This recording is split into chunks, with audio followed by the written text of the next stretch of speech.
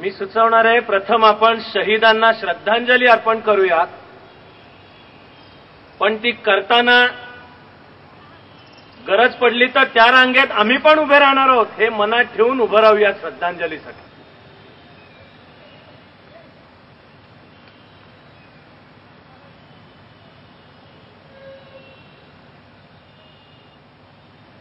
भारत माता की.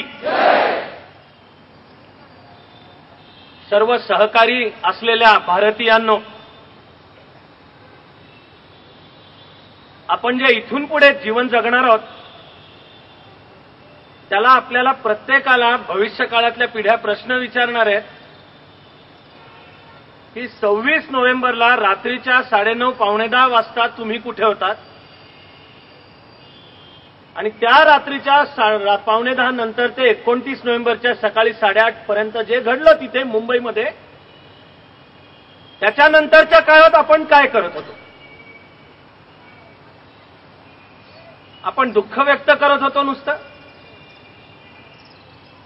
आपण हे माझे जिवलग मित्र असलेले हे निदान त्यातले तिघं, हेमंत करकरे, अशोक कामठे, साळसकर, प्रशासनात यांच्याबरोबर मला काम करायची, आम्ही एकत्र कामं केली आहेत आणि हे तिघही किती अनमोल हिरे होते आणि आज ते आपल्याच शरीराने नाही, त्याच्याशी मी अजूनही ऍडजस्ट होऊ शकत नाही.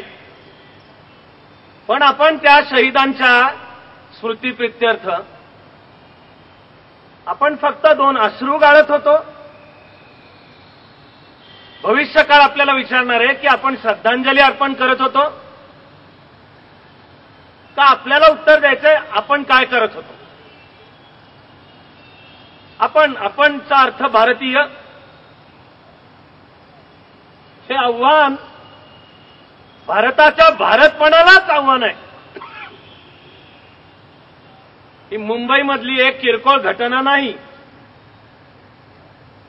दहशतवाद भारताला नवा नाही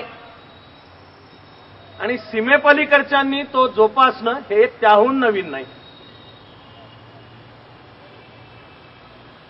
व्यक्तिशः मी या संध्याकाळी नाशिकमध्ये होतो, तिथले काही कार्यक्रम आणि तिथूनच एका वृत्तवाहिनीवर काही कार्यक्रम होता, त्याच्यात त्यांनी मला सहभागी करून घेतलं होतं. दिल्लीच्या हायकोर्टाने एक निकाल दिला IAS अधिकाऱ्याला तुरुंगवासाची शिक्षा ठोठावण्याचा. यमुना नदीत जे प्रदूषण होतं ते आम्ही दूर करू असं दिल्ली जल बोर्डचे वरिष्ठ IAS अधिकाऱ्यांनी न्यायालयाला शब्द दिला होता.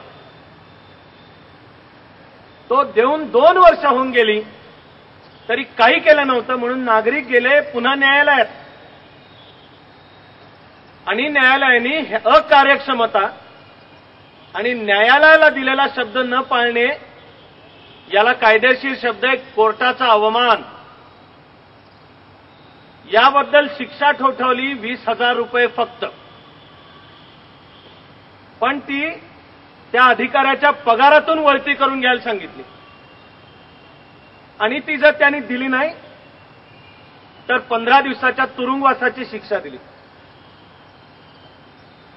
भारताच्या प्रशासन आणि न्यायालयाच्या इतिहासातही पहिल्यांदा हे घडत असेल की एखाद्या अधिकाऱ्याला अकार्यक्षमता आणि न्यायालयाची बेअदबीबद्दल शिक्षा झाली. ही घटनाच अभूतपूर्व होती, म्हणून एका चॅनलवर त्याची चर्चा होती आणि त्यांनी मला त्याच्यामध्ये चर्चेला बोलवलं होतं. ती आमची चालू असताना टीव्हीच्या पडद्यावर खालनं ओळ सरकायला लागली, कुलाब्यात कॅफे लिओपोल्डच्या इथे गोळीबार. खरं म्हणजे कार्यक्रम चालू असताना सुद्धा आम्हालाही वाटलं की अंडरवर्ल्ड दहशतवादी गुन्हेगारी जगत जे आहे मुंबईचं, त्याच्या या विशेषतः तो कुलाबा एरिया असेल कदाचित. 5-10 मिनिटं जातायत तोवर CSTवर बेछूट गोळीबाराची बातमी आणि ज्या वृत्तवाहिनीवर हा माझ्या म्हणजे मी ज्या कार्यक्रमात होतो तो होता, त्याचा पत्रकार काळजीत होता की या कुठलीही बातमी अजून आपला चॅनल कसा काय ब्रेक करत नाहीये. तो कार्यक्रम 10ला संपला, त्यावेळेपर्यंत सगळा राडा मला काही त्यानंतर व्यक्तिशः काहीच म्हणजे जेवणं झोपणं शक्य नव्हतं. जिथे नाशिकमध्ये राहत होतो तिथे गेलो आणि समोर पाहत होतो टीव्हीवर. प्रशासनामध्ये तर काम करायची मला संधी मिळालीच आहे. एक वेळ अशी की राज्याच्या मुख्यमंत्र्यांसोबत, त्यामुळे जागा त्याच सगळ्या. प्रशासनात असताना ताज आणि ओबेरॉयमध्ये दररोज एक पार्टीचं निमंत्रण असायचं आणि मी जायचो नाही पार्ट्यांना. पण कधीतरी त्या ताज ओबेरॉयमध्ये असं काय असायचं की जिथे मग जावं लागतंय मला. ते कॉरिडॉर्स, रस्ते इंच.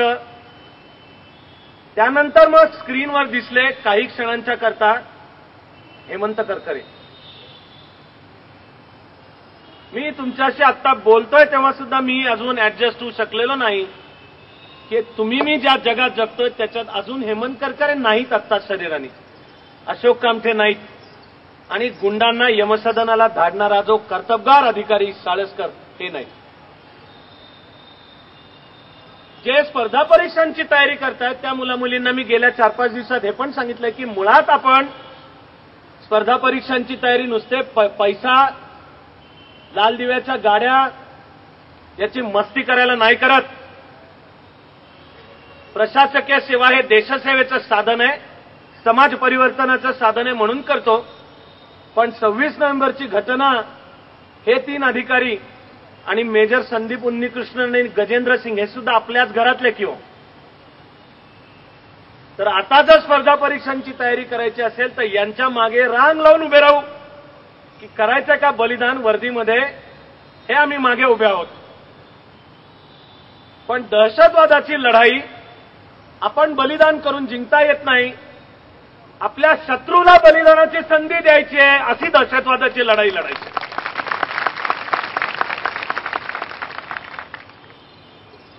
माझ्या जीवाची तगमग होत होती पाहताना. एक कारण तिथे मी लगेच करू नाही शकत काही. पण दुसरं कारण ते पाहत असताना सुद्धा मला त्याच्या मागचं यंत्रणेचं फेल्युअर कळतच होतं बसल्या जागी. दहशतवादी 10 असतील, 15 असतील, 20-25 असतील आणि कराचीहून निघाले. गुजरातच्या किनारपट्टीमध्ये एक जहाज त्यांनी ताब्यात घेतलं.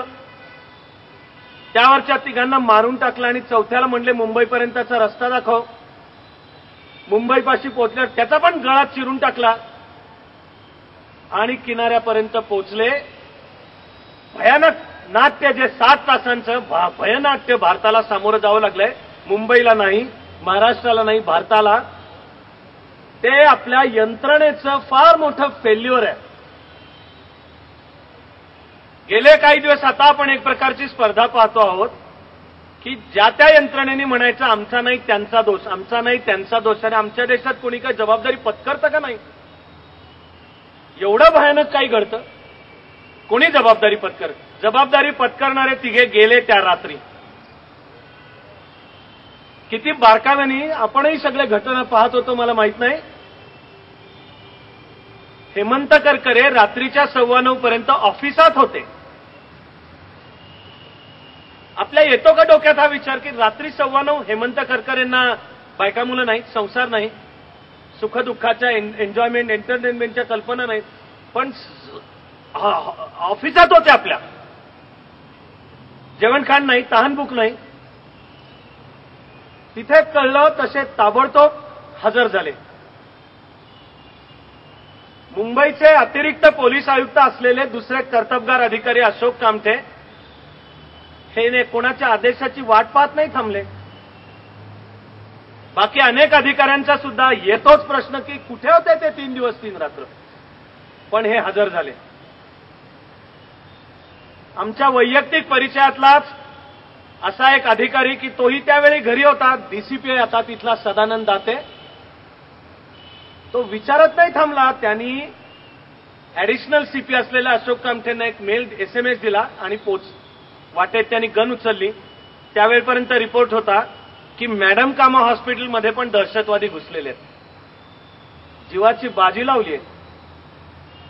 म्हणाव्यात त्या एकेकाच्या कहाण्या चित्त थरारक आहेत, प्रेरणा